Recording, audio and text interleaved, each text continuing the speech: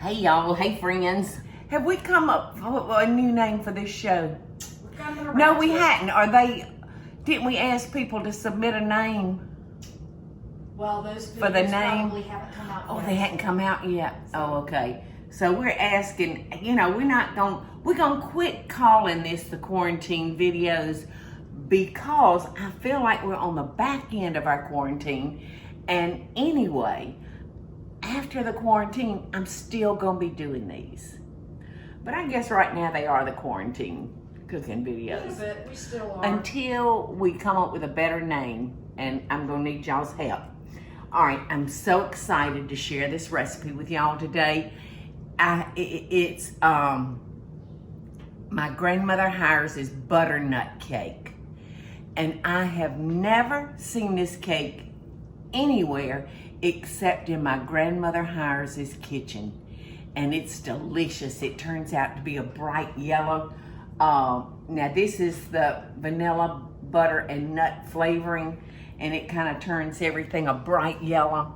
And I could not find any in the grocery store. So Eddie ordered this off the website. I don't know which one.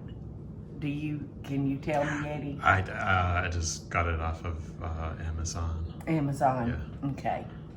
Because it's hard to find. But, oh, I wish y'all could smell it. Have you smelled it, Eddie? I did, yeah. Oh, smells so yummy. I'd love to drink it, but it would taste like poo. No. No. When I think, no, I don't think that. But when I think of butternut, I'm thinking like butternut squash. What is the meaning? I mean, since it's kind of an old-timey. It's a combination of vanilla flavoring, vanilla extract, a butter extract, and a nut extract. So it's all three of them together. In fact, maybe if I change glasses, these are for the sun. These are my shades because the bright light, I may shut those in a minute.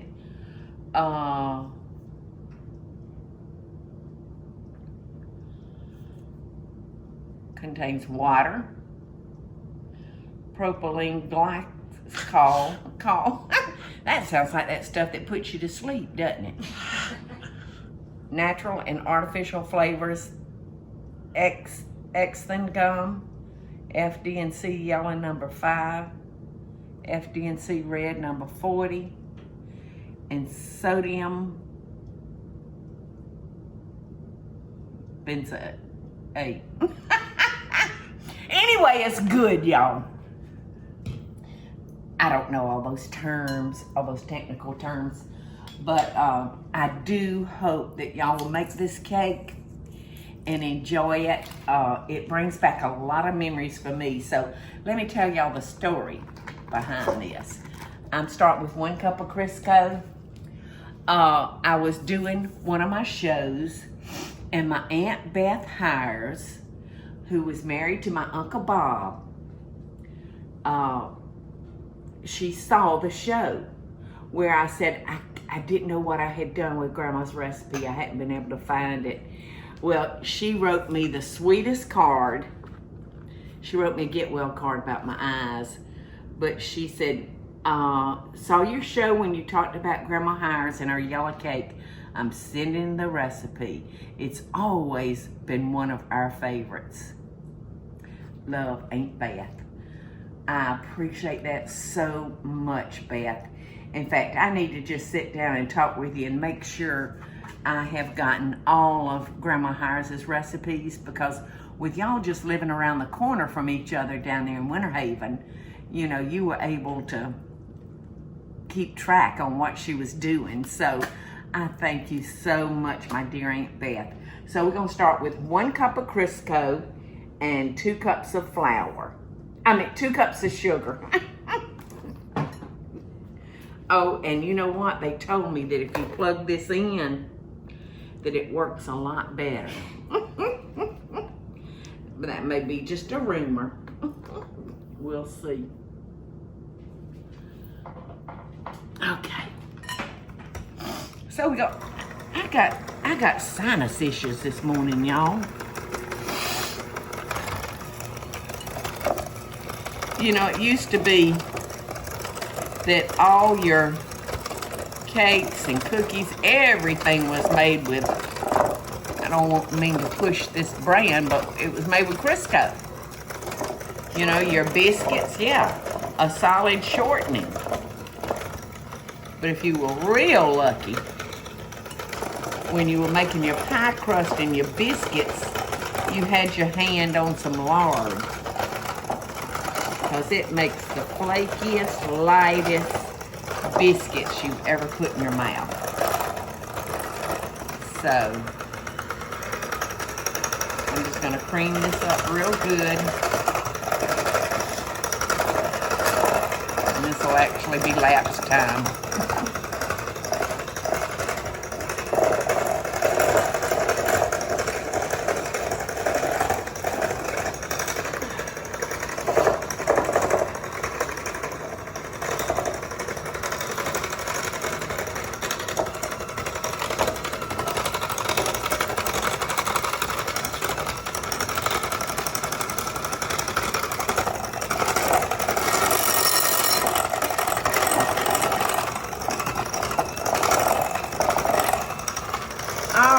Now we're gonna add 4 eggs, and my grandmother tells me to beat them before I add them in, but I'm not gonna do that. I'm just gonna drop them in one at a time.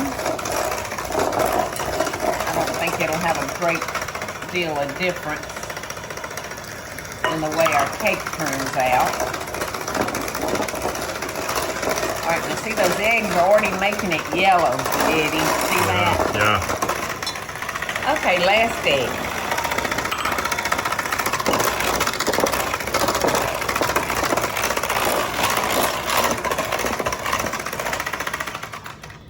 All right, I want to make sure I scrape the sides down.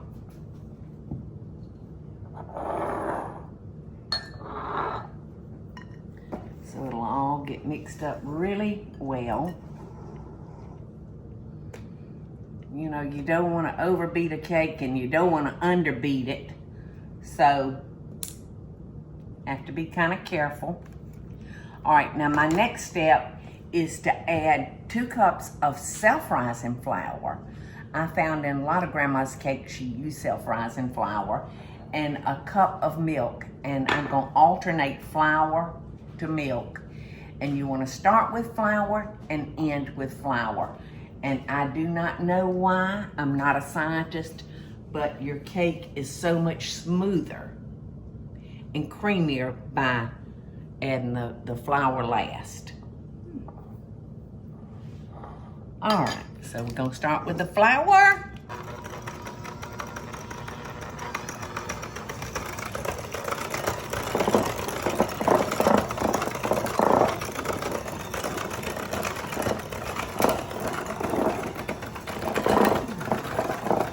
And remember, you'll want to take your spatula and scrape the sides down so it'll all get incorporated.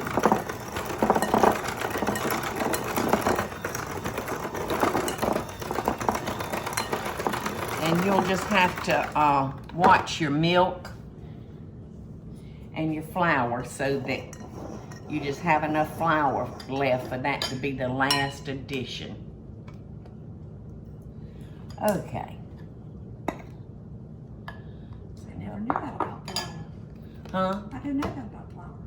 You didn't? Mm-mm. Didn't know what? That flour be last. Oh yeah, yeah. And most recipes will share that information with you, Teresa, but in case it doesn't, if it tells you, yes, if it tells you to alternate wet with dry, make sure that your dry is the last. All right. I think my milk's gonna last longer than my flour, so I just adjust that by pouring a little bit more flour, a little bit more milk in there, if I feel like I'm getting off with it.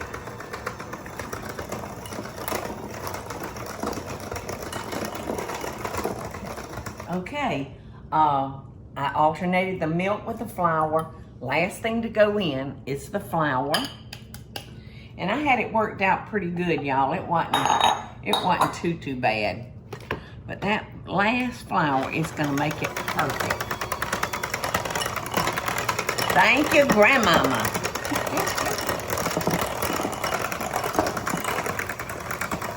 I was so fortunate to have 2 wonderful sets of grandparents. And my 2 grandmothers could not have been more different.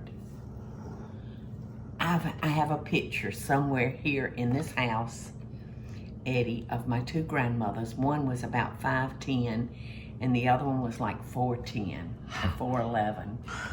And I just adore that picture of them. And I said it was like a devil and an angel.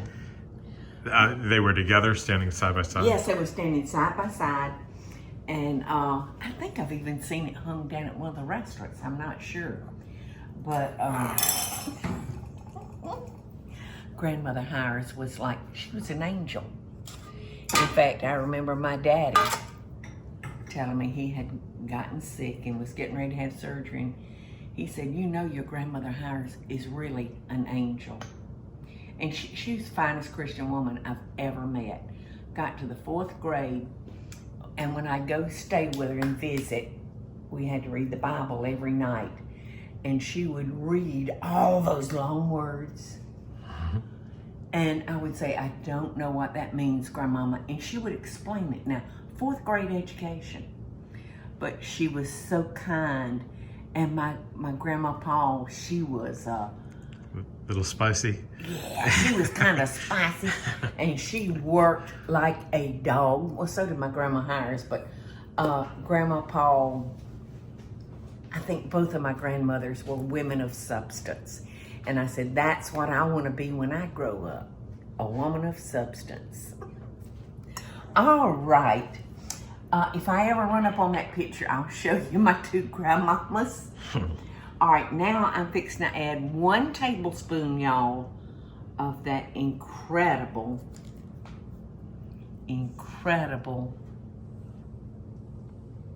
flavoring.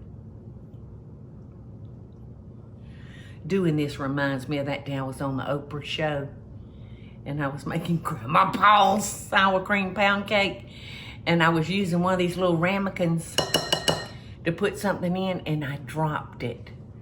And the mixer was just like on number 5. It was going to beat the band. And what'd you do? I ran. I thought, somebody got to clean this up. And then I realized it was my job. After I had sprayed my children, sitting there with new clothes on, I sprayed batter all over them and whoever else was sitting by them. It was a mess. It like scared me to death with that glass banging around. I said, oh, the glass is gonna fly out, blind her, and the country's gonna hate me.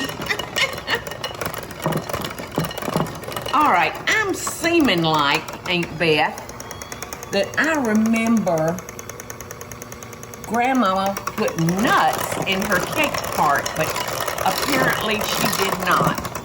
Just in the icing. Yeah, the icing is like a cream cheese icing, but with the flavoring. Okay, so here we go.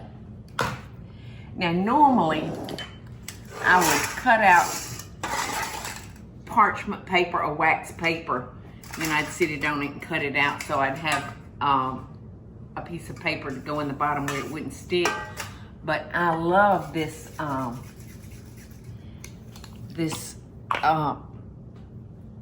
release stuff, and it comes in all kind of brands, but now they've got it where they put flour in it.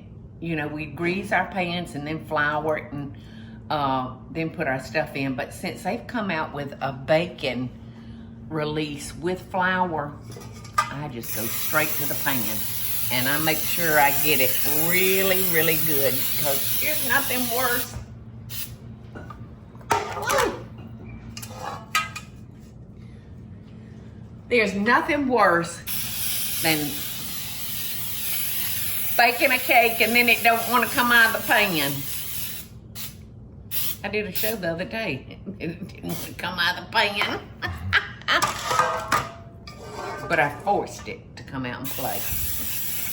And it looked awful. But it ate good. Didn't it eat good? Didn't it eat good? Yes.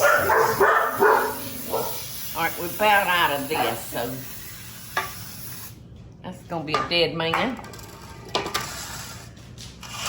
Okay, so here we go. Hey, Mikey. Hey. All right, so this is the way I like my cake layers to be perfectly even.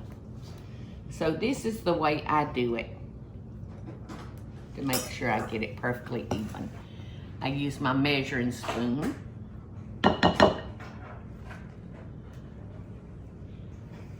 Okay.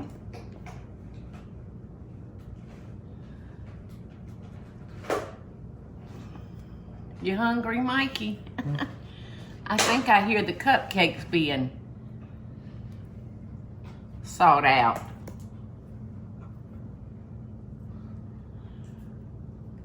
You're being very quiet.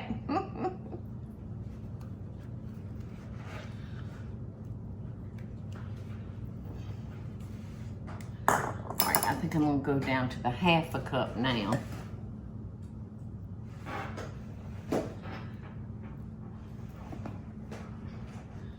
Because we're getting lower and lower on our cake batter.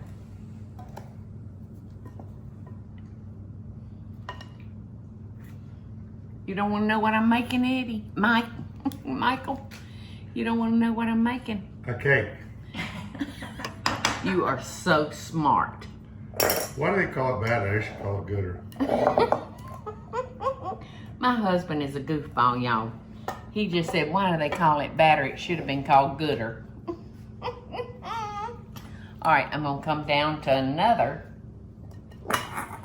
a smaller size now because we're getting down to the very end.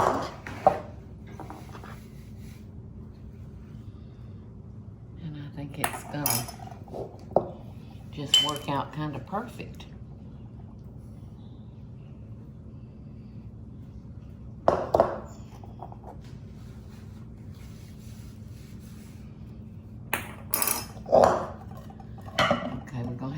Work to get that last fourth of a cup out of there.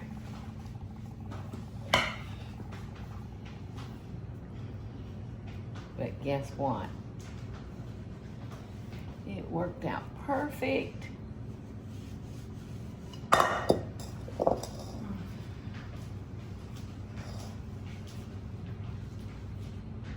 That's a little short, but not too much.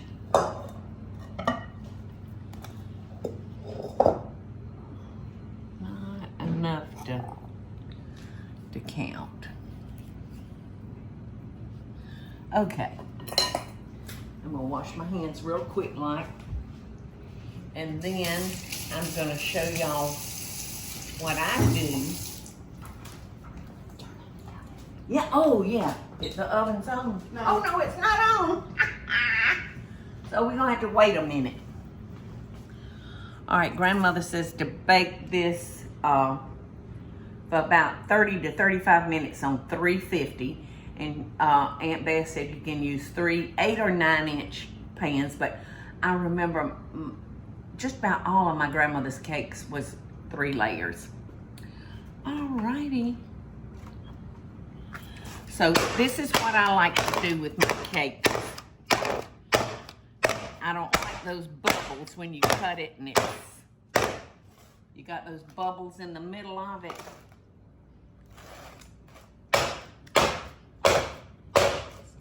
That is so good. So you can see, I don't know if you can see, Eddie. I mean, I can see, but if you get down there on it, when you drop them, see the bubbles coming up. You've got everyone with air pieces in jumping out of their seat right now. Oh, I didn't think about the poor audio man's ears. Paula, Do you do the same for like a butt cake? I mean, do you do that? No, I don't do it with a pound cake. Okay. Just layer cakes. Okay.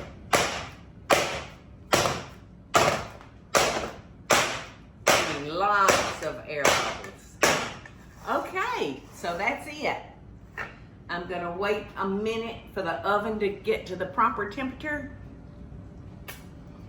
And in 35 minutes, we're gonna take it out, or maybe in 30, I don't know, I'll just keep an eye on it. And then we're gonna let it cool, and then I'm gonna make that wonderful, wonderful icing. Y'all, I'm so happy to be sharing this recipe with y'all. And if it hadn't been for Aunt Beth, I wouldn't be doing it. So I thank you, my dear Aunt Beth. All right, now the recipe, Grandma's recipes, a lot of her recipes call for, you know, cream cheese to make the cream cheese icing. But I can't stand coming up short on my frosting. So I always, rather than just 1 8-ounce package, I use 1.5 packages. And I've got 1 stick of butter, and the powdered sugar, it calls for 1 box of powdered sugar, but I'm gonna add probably that much more because I just wanna know that I've got enough frosting and I don't have to be stingy with it. So, I'm gonna beat our cream cheese and our butter together. And all that needs to be at room temperature, y'all. So it will beat up easily.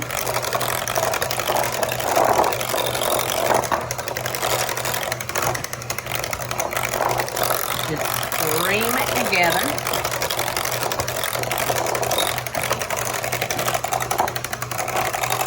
Sometimes if I forget to take my cream cheese or my butter out of the refrigerator, I will pop it in the microwave on defrost for just a minute, maybe not even a minute.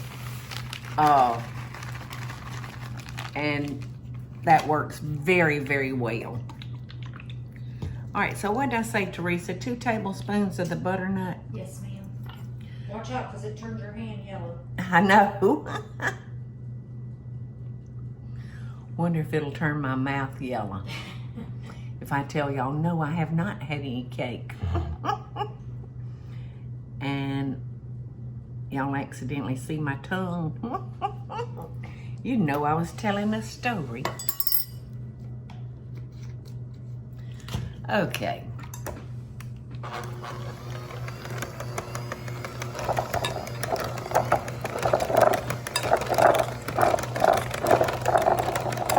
So if y'all make this recipe, you just determine right off the bat if you want to increase your ingredients for the icing or frosting.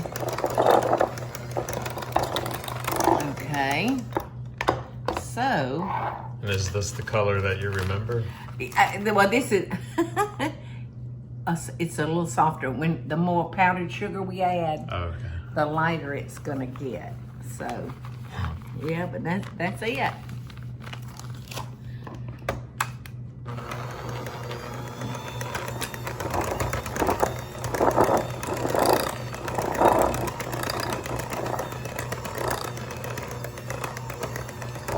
I'm getting flour everywhere. Sugar. Mm-hmm. Oh, sugar. Yeah, it's not flour, it's sugar. Okay.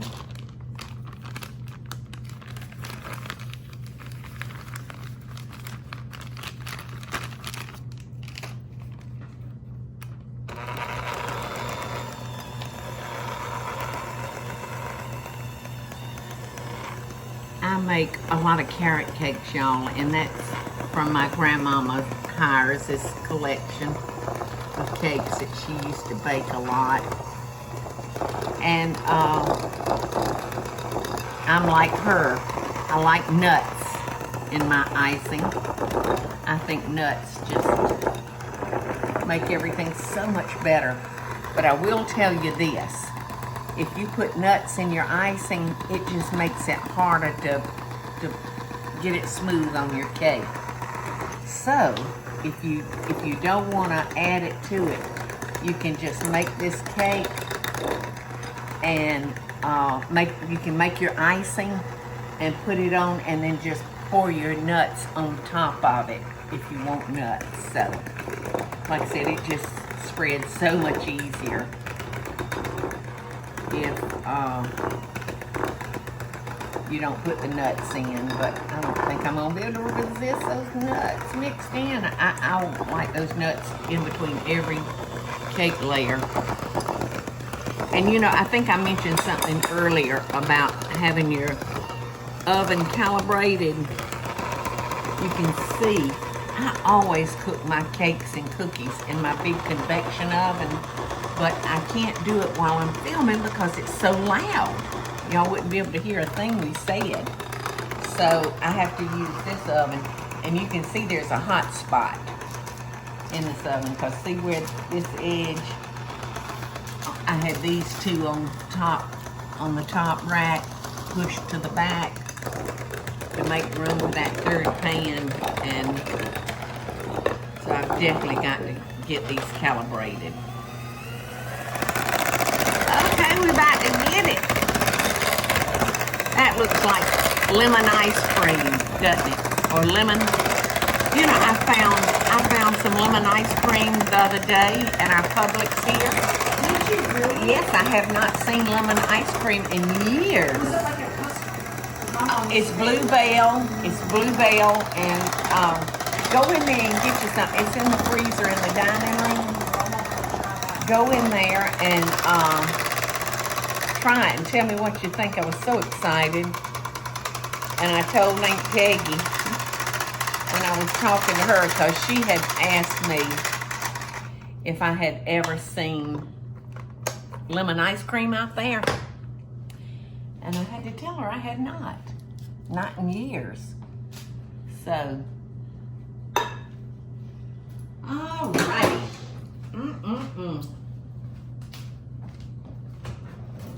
Yum, yum. So I know bakers, they use an offside,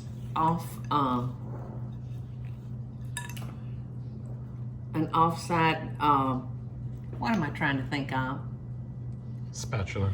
You know, Offset. the knife that goes like this and then it goes like that. Yeah. It's an offset spatula, I guess. Yeah. But anyway, I know that's what professional cake makers use to spread their icing, but I just can't get the gist of that that spatula. So I'm putting down just a little bit of icing, y'all.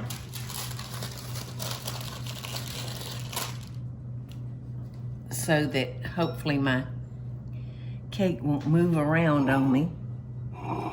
And I just have to go around and check and see if I got it in the center, which I think I do. All right. Do I nut it or do I not? I tell you, this is what I'm gonna do. I was gonna say put it on and then put some nuts on top. Yes. Cause see how easy that smooths? Just got to be careful and. Oh, that's all right. Huh? You go. Yeah. Good. Okay. It actually looks like I'm frosting this cake with mustard, Eddie, doesn't it? Can you imagine a mustard cake?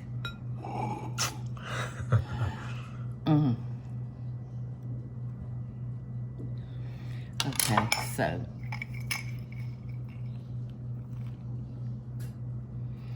I think I'll take more nuts this way. She's getting her ice cream. All right, and then I'm gonna go get this other one that had kind of a burnt place on it. And let's see, I wanna make sure that I put those on opposite sides. So now it looks pretty level.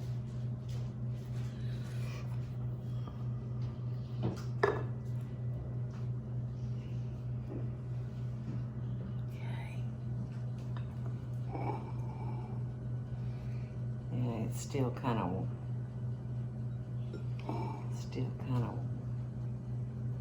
messed up a little bit.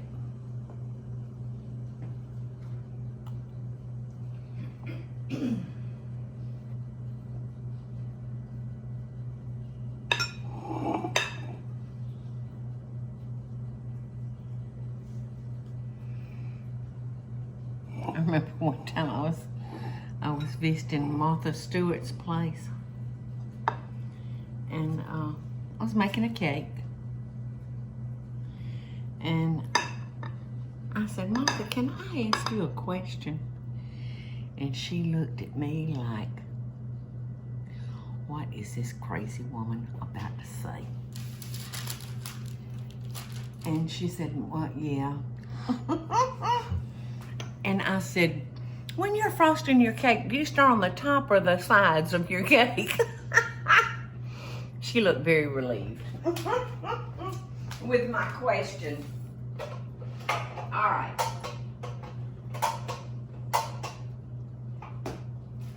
To keep my cake layers from slipping, I'm gonna add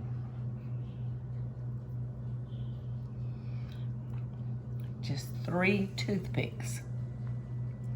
And you just have to warn your guest, you know, not to eat a toothpick.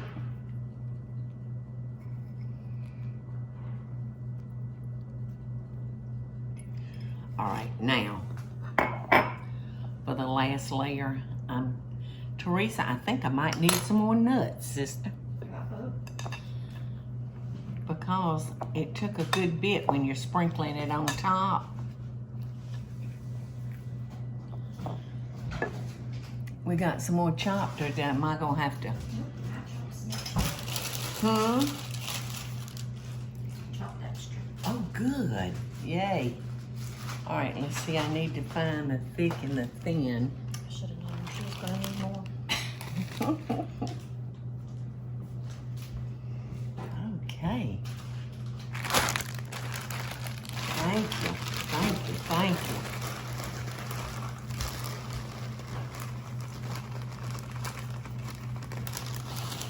I like, if a recipe calls for nuts, I like lots of them.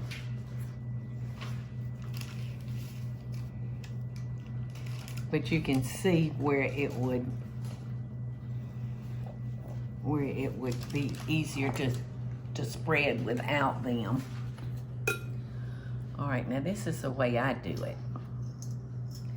I start off by putting my frosting on top, close to the edge, and then I just bring it down.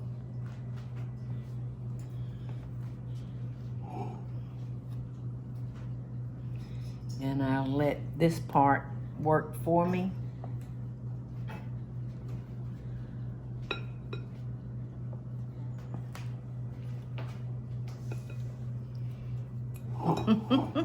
Okay, friends, this is it. My Grandma Hiers' butternut cake finished. And I'm not gonna cut it, because if I cut it, y'all, I will just want to eat and eat and eat. But the inside the cake is the same color as this icing, because the butternut, vanilla nut butter flavoring turns it this color. So just take my word for it. It's delicious, and it would make me very, very happy to know that I've shared one of my grandmother's recipes that maybe you're making out there. So this is definitely Love and Best Dishes to you. Oh, my little Grandma Hiers, she was 14. Little tiny thing. I don't know why I'm not just like her. Maybe I ate too many of her cakes. See you next show. Hey y'all, it's Paula Deen. Now, if you enjoyed this video, be sure to like it and click the subscribe button, as well as the notification bell, to be alerted when I post a video. Love and Best Dishes, y'all.